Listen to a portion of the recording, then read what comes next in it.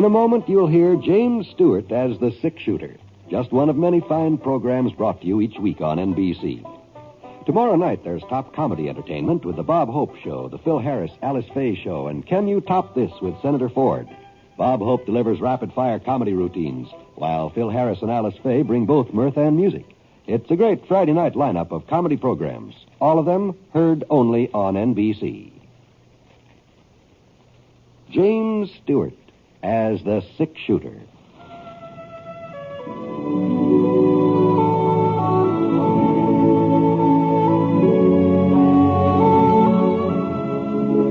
The man in the saddle is angular and long-legged.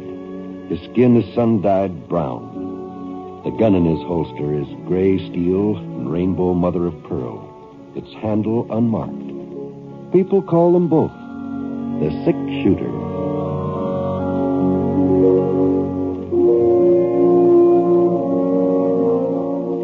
The NBC Radio Network presents James Stewart as the six-shooter, a transcribed series of radio dramas based on the life of Britt Ponsett, the Texas plainsman who wandered through the Western Territories, leaving behind a trail of still-remembered legends.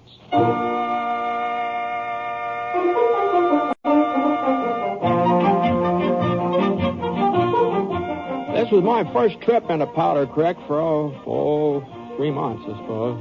Working the spring roundup for Bar Y had been keeping me pretty busy, and there hadn't been any special reason for coming to town, but I figured it was about time to make an appearance. Scar's saddle was showing a lot of wear and tear, and, well, my own outfit didn't exactly look like it had just arrived fresh from the mail order house. Pants were getting a little thin around the seat, and there was a pretty big hole in the sleeve of my jacket. I'd tried to patch it up, but I hadn't done a very good job. So I left Scar at the livery stable and headed over to Ethan Green River's general store. I aimed to get another jacket, a new pair of breeches, shirt or two, and I'd probably be able to find out what's been going on in the town while I was at it. Ethan usually managed to keep up on the latest Powder Creek happenings. Well, the store hadn't changed much. Everything seemed to be about the same. And Ethan, he hadn't changed much either. He must be almost 65 by now. He sure didn't look that old, though. Standing there by the pickle barrel, munching on a great big fat juicy dill. Howdy, Ethan. Well. I've been wondering when you was going to honor us with your presence, Britt. That's so. Yes, sir. I was remarking about you just this morning. Told Miss Bennett when she come in to get some yardage for a new dress. I said to Miss Bennett about time for the six-shooter to be coming into town. He's sort of overdue, I said. Overdue? What are you talking about, Ethan? Well, there's milk for you, for one thing. Letter. Somebody in Topeka, Kansas, from the looks of the envelope. Oh, it must be from Aunt Emma. She lives in Topeka. Oh, she does, eh? Well, here you are, Britt. Thanks. According to the postal rules, I should have sent it back when you didn't show up, but I figured I could stretch your point. Well, ain't you going to read it? Oh, sure. Let's see. Oh, my. Oh, that pickle sure is bitter. Good. Must have got too much vinegar in this batch. You know, to this, I ain't very fond of dills anyhow. Don't know why I keep on eating them. Holy smoke. Was something the matter, Britt? Holy.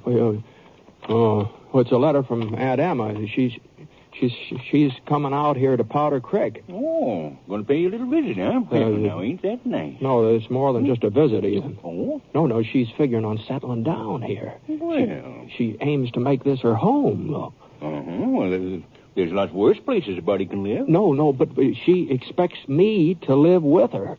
She says she's going to keep house for me. Well, Holy smoke. now, that's real considerate of her. Real considerate. No, but I appreciate her wanting to look after me, but doggone it, Ethan. Now, you know I couldn't settle down, not permanently. I'm used to traveling around and living alone and bunking wherever my fancy strikes. You know that. Sure. But maybe it's good for you to take root someplace, huh?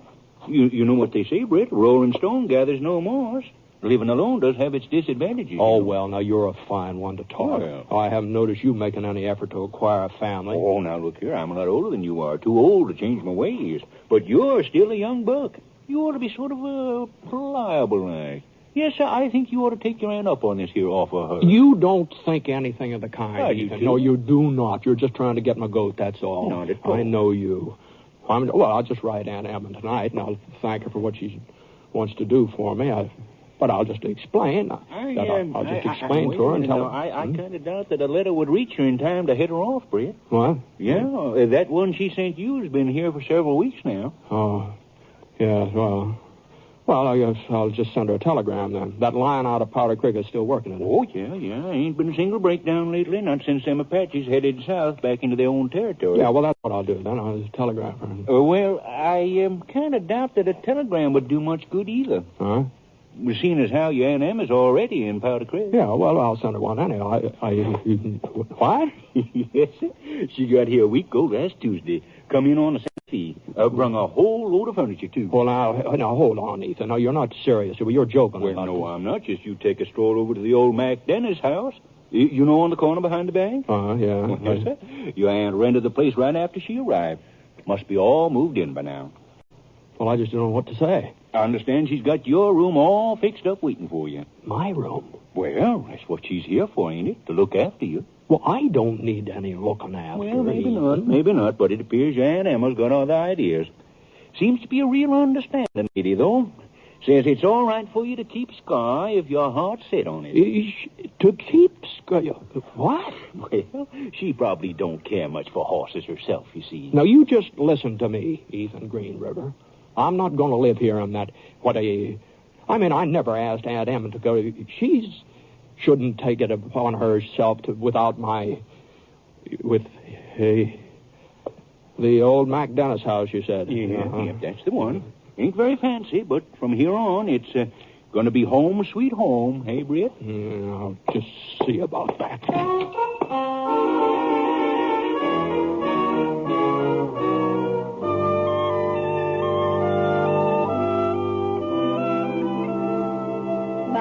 Goodness sakes, how you've grown, Britt. Oh, no, Aunt Em, no. I had my full growth the last time you saw me. I was 25 years old. Well, now, it seems to me you've shot up some since then. Not much flesh on you, though. Fact is, you're just plain skinny. Yeah, well, I reckon being so tall will make me a little thinner than I really am, sort of appear to be. Your father was just as tall as you are, but he must have been a good 20 pounds heavier. Yes, ma'am. Well, we'll put some flesh on those bones of yours. A couple of good home-cooked meals, and you'll start filling in. Yes. You like the house, Britt? Yes. It seems real comfortable. Well, I haven't quite finished unpacking yet, and some of the big pieces have got to be moved. I was waiting for you to give me a hand. Yes, I'll be glad to, Aunt Em. Your room's right over there if you want to take a look at it. Oh, well... Go on, Britt, go on. Oh, you needn't be afraid I fixed it up real frilly or anything like that. Oh, no, I wasn't worried about that. Well? It looks fine. It's just fine. Just take a good feel of that bed. Yeah, I'll bet you don't get a soft mattress like that in the bunkhouse where you've been sleeping. No, we sure don't. I'm working on a patch quilt for it. Started before I left Kansas. Expect I'll have it finished up in a week or so. Well... now, Aunt Em, before you go too much trouble... Yes, Britt? You see, I didn't know you were coming to Powder Creek. Yes, Mr. Green River told me you hadn't been in to pick up my letter. You must have been kind of surprised to find out I was already here. I was practically flabbergasted, yes. Whatever made you decide to come west? I'll tell you all about it while I'm fixing supper. Come on out in the kitchen. Yes, ma'am. Oh, shucks. I was going to have a real fancy meal for you first night in your new home, but you didn't give me enough warning. So I'll just have to warm up yesterday's pot roast, if that's all right. Oh, there's nothing I like better. Oh, there's some potatoes in that sack. Would you mind peeling a couple of them for me? No, not bad. Here, now, use this pan. There's the knives in the drawer beside you. No, not the butcher knife, Britt. Here, now, this one. Oh, I see. That'll be better. Well, now, about my coming to Powder Creek, Britt. I just felt it was my bounden duty. You, ma'am? Well, you see, Carrie got married last February. Carrie? My youngest girl, your cousin Carrie. Cousin Carrie. She was almost 30, and I was beginning to wonder whether she'd ever get a... Well, she finally found herself a real nice man. Yes, he works for the Santa Fe Railroad Company. Got me a train ticket at half price. Uh-huh, is that so? Well, anyway, after she left home, that meant my family was all taken care of. My immediate family, that is. Uh-huh. And then I got to thinking about you, my only brother's son. All alone with nobody to look after you. Well, I've been getting along all right, Aunt Em. Now, don't you try to tell me that. If ever I saw a man that needed a woman to take a hold of him, why, those clothes you're wearing are a disgrace. Oh, yes, these are. Well, I was going to buy some new ones today. Well, if they was washed and ironed and mended proper, you wouldn't be needing new clothes all the time. A wife, that's what you really ought to have. But I suppose you're like the rest of the Ponsets. Put off everything until the last minute. Well, I don't going know. it alone is expensive, Fred. Oh, I'm not saying the two can live as cheap as one. And I don't want you to get the idea that I expect you to support me. Well, it's never even crossed my mind. No, indeed. I've still got some of the money your Uncle George left. And my boys both send me a little bit from time to time. I don't imagine we'll have any finance problems, Fred. Well, you see, Aunt Em, I'm signed up with the Bar Y, and I'm sorry, but I just can't very well stay on here in town with you. Well, there are other jobs besides ranching. Well, it's about all I'm good for. Oh, fiddlesticks. I've had a talk with Mr. Allington at the bank. He says he'll give you a position the minute you say the word. Oh, for Pete's sake. Me? What, me work in a bank? Oh, no, Aunt Em, in a bank? I wouldn't know the first thing about it. Oh, well, now that don't seem to bother Mr. Allington. He was real pleased with the idea. Said it would probably cut down some of his losses, having you as an employee. Ooh, what's the matter, Britt? Oh, God. Sort of nicked my finger a little bit. Nothing serious. Here, you can use this piece of rag for a bandage. It's clean. Oh, no, Aunt Em. You don't want to get blood poisoning, do you? No, but Go ahead now, tie it on. All right. And you'd better let me finish those potatoes. If you're peeling them, there wouldn't be enough left to cook. Well, you see, what I'm getting at, Aunt Em, is, well, I'm not the stay-and-put type of man. I'm sort of used to being on the move. Understand? Ponset, it's high time you lit someplace. Oh, I've heard about you and that gun of yours all the way back to Kansas. It's a wonder to me you haven't been shot up half a dozen times by now. At least if those stories folks tell are true. Well, the stories probably did some growing on their way east. I'll bet I know one thing you don't.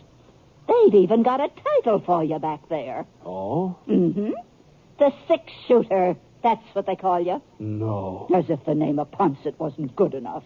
Oh. Well, don't you feel too bad about it, dear. After we live here in peace and quiet for a spell, everybody will forget all about those escapades of yours. Uh-huh. Now, Aunt Emma, there's just something I've got to explain to you, and I want you to understand that Chris, I know what you're trying to say. You think I'm making a big sacrifice in coming here and setting up a home for you. No, not exactly. No sacrifice, Fred. No, indeed. And it's not just a feeling of duty either. The plain truth is I wanted to come. Oh? It's kind of hard to put into words, but, well, after George died, I still had the children to keep me busy. But now there's no one but you. I guess I'm the kind of person that just has to have somebody to worry over. Must be my nature. And I'm only 60, Britt. I ought to be able to run a house for a good 10 years yet. The Ponsets are long-lived as a rule. Oh, sure. So I just don't know what I'd have done if there hadn't been somebody I could be of use to.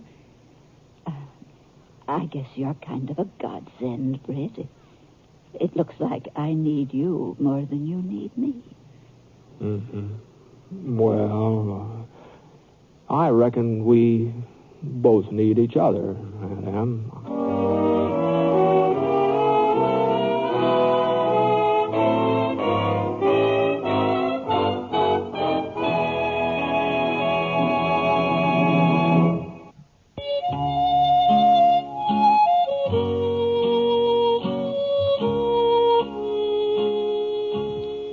I made out about as well as could be expected that first night I stayed with Aunt Emma.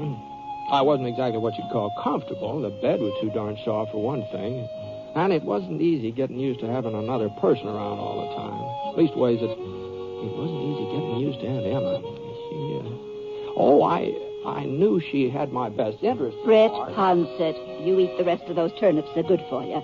And, before I forget it, don't you think you ought to see about getting a haircut? It's hanging way down the back of your neck. And whenever she asked me to do something, well, I sure didn't have any right to object. They were things that had to be done. And a sack of flour, a spool of number 60 white thread, and some empty fruit jars. I think I'll put up some of that rhubarb out in the garden. Looks real nice to me. And as for the advice she gave me, well, it was probably good advice. It was well worth listening to. I just don't see why you can't try working at the bank, Britt. If you don't take to it, you can always quit. I'm not saying that you have to keep on with it for the rest of your life. Well, after a week, I knew that I couldn't go on much farther. And when Dan Porterfield came in, I told him I'd be back at the ranch by the end of the month. But I sure didn't know how I was going to manage it. I just couldn't leave Aunt Em, not without hurting her. She just needed somebody like me to fuss over her. And there wasn't anyone else who seemed to fit the bill. At least nobody I could think of right offhand. Yeah, here's the last of it, Britt. Coffee, salt, bacon, cut material. That's all in it. Yeah, that's all, Ethan.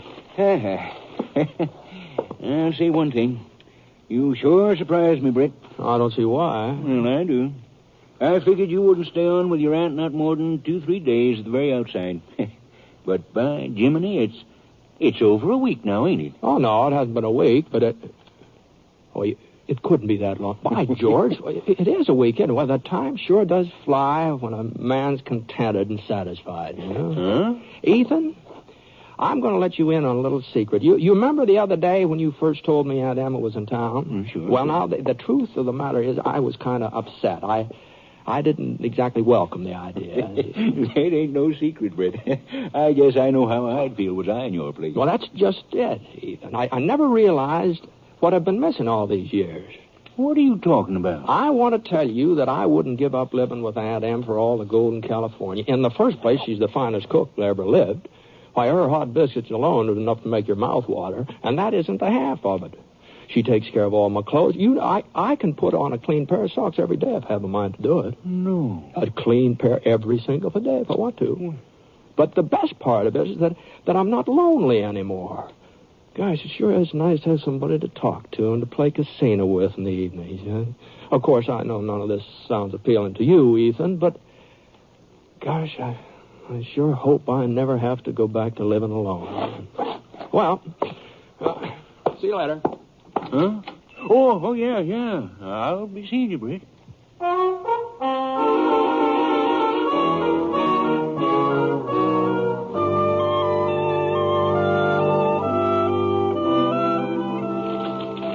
Britt, you forgot to get a wick for the lamp. Oh, yes, guess it did. Well, it sort of slipped my mind. You sure aren't much good at remembering things. Oh, well, I'll go back uptown and pick one up. It'll only take a minute. Never mind. We can do without until tomorrow. Better get your hands washed, son. Supper will be ready in a little bit. Yes, ma'am. By the way, I had a little chat with Ethan Green River this afternoon. That's nice. You know, I kind of feel sorry for him. He's living alone. Nobody'd care whether he comes or goes and all that. Well, it's by his own choice, I'm sure. Yeah, it is. Well, I was just thinking maybe we could have him over to supper one night. Oh. Well, now, Britt, I'm not as young as I used to be, and getting on food for company, that's kind of an effort. Oh, but it wouldn't have to be anything special. And besides, it might be nice for you and Ethan to sort of get together, to sort of get a little better acquainted. You don't think I'd so much as look at another man after your Uncle George, do you? I'm surprised. Oh, no, I didn't mean anything like that. Well, I should hope not. Oh, no. No, the fact is, Ethan is kind of spoken for in a way. You don't say. Oh, yes. Maud Hinsdale. She's got her eye on him. Hinsdale? Hinsdale, yes. You know, the soprano in the church choir, the screechy one. Oh. Oh, yes. And come to think of it, somebody was telling me Maud was sort of worried about you when you first showed up, and she was afraid another widow might give her some competition for Ethan. And she's been having trouble enough landing him as it is, you know. Well, she needn't have concerned herself. Oh, she's not concerned now.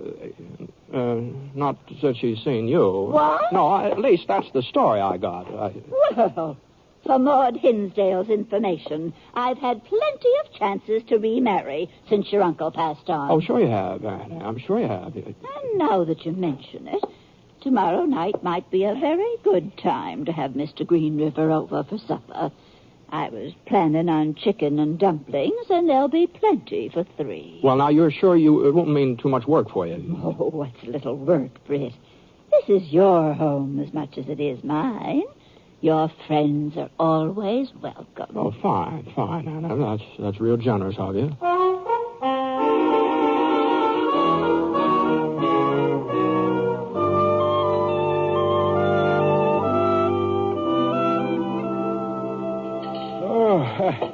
I won't be able to eat again for a month of Sundays, Miss Bancroft.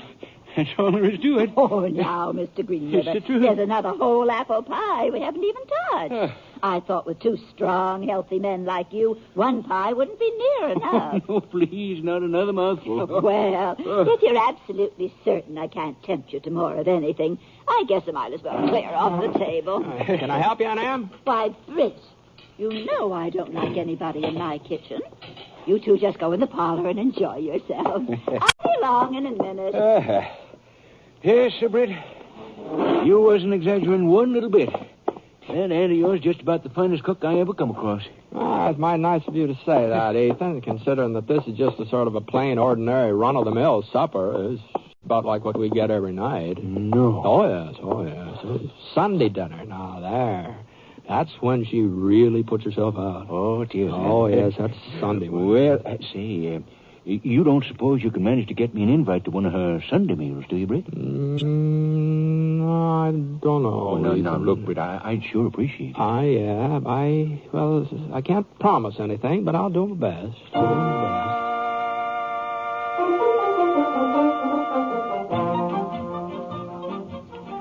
Well, for the next 10 days or so, Ethan was practically a steady boarder at Aunt Emma's. And he sure did put it away, too. Aunt Emma didn't seem to mind. She said she liked to see a man enjoy his food, and Ethan more than obliged her. I tried to leave them alone as often as I could, but as far as I could tell, their friendship just didn't seem to be progressing past the dining room table. Looked like I just have to sort of give Ethan a little touch of spur. So one evening after spare ribs and sauerkraut, while Aunt Em was out in the kitchen doing the dishes. Oh, you gotta let my belt out another notch. That's all there is to it. Ethan. Yeah. There's something I've been meaning to ask you. You're right ahead, Britt. Well, now, you know I'm Aunt Emma's only relative. Uh-huh. In Powder Creek, that is. Yeah. She's sort of my responsibility. Mm-hmm. Well, what I'm getting at is your intentions. My what? Your intentions about Emma. Oh, I see what you're driving at now, Britt. Well, you don't have anything to worry about. I don't? No. I won't deny I'm real fond of Emma, and it's more than just a cooking, too. Under other circumstances, well, I might even consider asking her to marry me. Other circumstances? Yeah, well, you told me how you'd feel if anything happened to upset this little home you've got here, and I'd be the last man in the world to cause you any misery, Britt. Why, you're one of my closest friends. Now, just hold on here a minute. Now, Ethan. look, but you can take my word for it. You and Emma can live on here together just as long as you've a mind to, and I won't do a thing to interfere. But I'd like you to interfere. Huh? If you want to marry Aunt Emma and she wants to marry you, you'd be doing me a favor. No, Britt. I just won't let you make such a sacrifice. A sacrifice? Yes, that's just what it is, a sacrifice. All right, Ethan. You can believe whatever you like, but I've made up my mind. I'm not staying here in Powder Creek. I'm heading back to the Bar Y the first thing in the morning, and after I'm gone, Aunt Em will be all alone here, all alone, unless you plan to do something about it.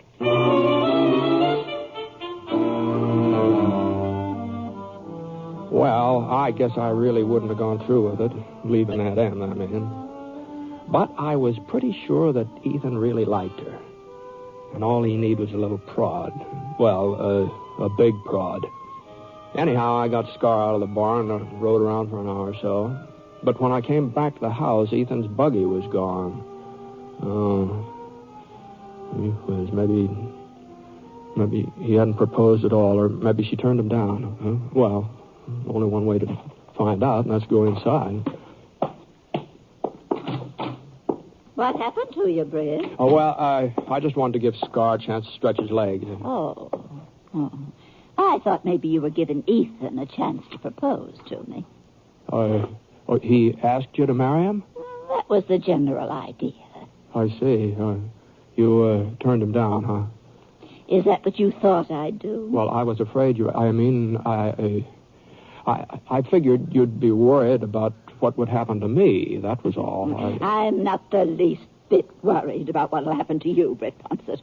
What? Why, I've known since the first week you moved in here that it just wouldn't work out. It's clear as day that you and that horse of yours aren't going to be happy unless you're roving around somewhere, bedding down without a roof over your head. Oh, I saw those blankets of yours on the floor. I know how you've been sleeping. Well, Yes. It appears to me that there are some men who take to being looked after and cared for, and there are some who just don't. Huh. That's why I agreed to marry Ethan. You accepted him? Of course I did. He's the kind of man who'll take to being looked after. Well, I hope you're right, Aunt Em. I sure hope you're right.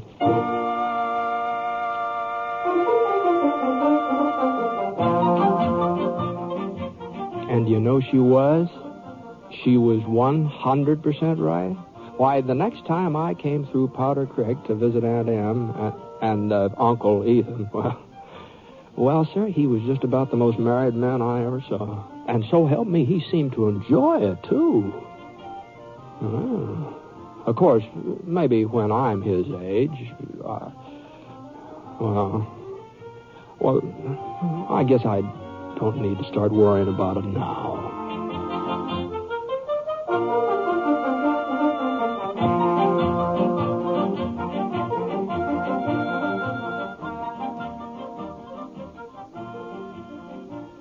The Six Shooter is a transcribed NBC Radio Network production in association with Review Productions. It is based on a character created by Frank Burt and is written by him. Mr. Stewart may currently be seen in the Universal International picture The Glenn Miller Story. Others in the cast were Eleanor Audley and William Johnstone. Special music for this program was by Basil Adlam, and the entire production is under the direction of Jack Johnstone. All characters and incidents were fictitious, and any resemblance to actual characters or incidents is purely coincidental. By the way, you'll be interested in knowing that the Six Shooter has been chosen for broadcast to our men overseas through the facilities of the Armed Forces Radio Services. This is John Wall speaking.